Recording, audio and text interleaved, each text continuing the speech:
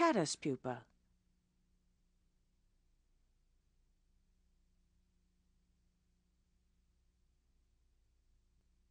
Step 1. The hook here is a number 10 2X curved dry fly or wet fly hook, and we're going to use some olive 6/0 thread. Make sure that the body's completely covered with thread. Step 2.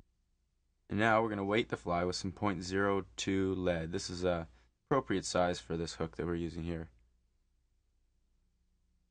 So again, if you use thicker lead, you'd be using it in sort of a faster water type Correct. fly. If you wanted it to sink a little faster, then you definitely would use some heavier lead, but we don't want the fly to be too bulky, so this is the reason we use this size of lead as well. I see. Make sure both butt ends are pushed up tight against the hook. Step 3.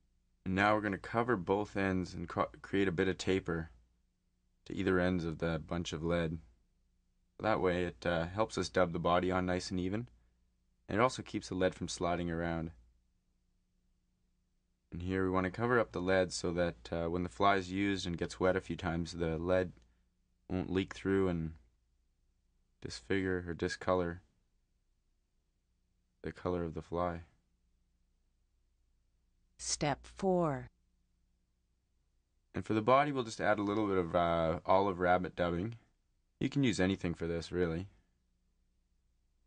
This just so happens to be the color of the larva we're trying to imitate. Yeah, the real one is actually that funny green color, isn't it? Some are green and some are a little bit yellow or slightly orange. This is probably a more common color.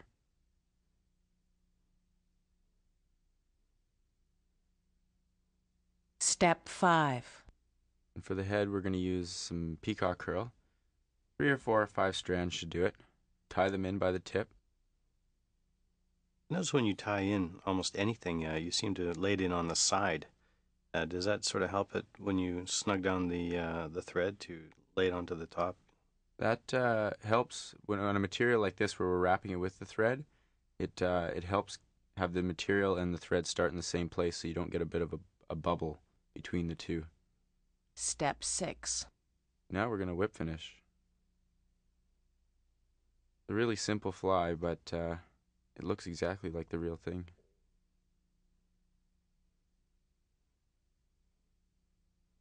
Kind of like a green maggot.